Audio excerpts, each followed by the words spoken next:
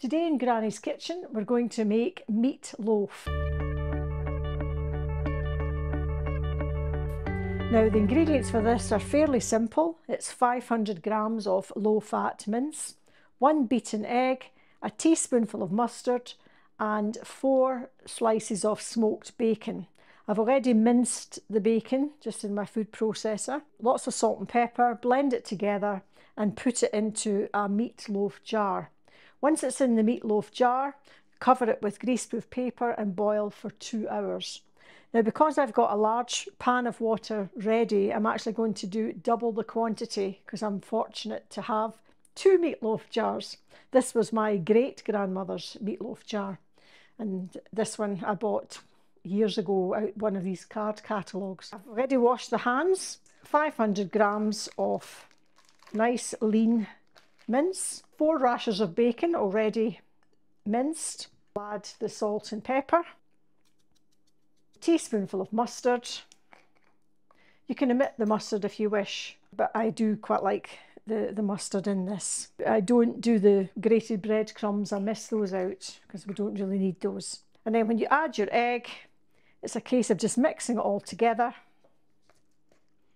You can also do this in the food processor and it would blend very, very nicely. So once you've got that ready, just squeeze it into the jar, press it down, and I'll just get hands done again. Piece of parchment paper or, greaseproof paper. Just quickly cover the top. And you can put on rubber bands, but I prefer to use, these are clean, hair bands that you can get out of any of these cheap shops. They're very strong, they're a bit stronger than a rubber band. That's it. Doesn't have to be perfect, as long as it's covered like that.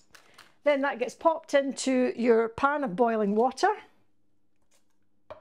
And you keep topping that up for the 2 hours. So it's good if you're in the kitchen doing other things, keep topping that up with boiling water. I'm just going to add a little bit extra till it's about maybe a couple of centimetres from the top. And just keep checking every so often. So it's worth keeping your kettle on the boil. So in the pot, it goes in quite nicely alongside the other one I have there. I'm just going to sit the lid on there and leave that for 2 hours on, I think, a medium heat. As soon as it's through the boil, I'm going to bring it, 9 was full, I'm going to bring it down to 5 and leave that for 2 hours. Meatloafs have now been boiling for the 2 hours. I've left them to cool just a little bit. Before I pour them out, I'm just going to check. There might just be a little bit of liquid. So I'll just take that out, pop that. And you see what I mean about it being a bit pink? That's just because of the bacon. And again, these can be sliced up quite nicely to make into beef burgers, or you can just have a nice thick slice of meatloaf, or when it's cold, it's lovely cold actually in a sandwich with some homemade coleslaw. If you were serving this to cook it hot, like a big hot burger, just cut into it and just cut it maybe about half an inch thick or an inch thick. But if you let it cool, it's actually much better. And I said, don't worry about the pinkness, that's just the bacon that's pink.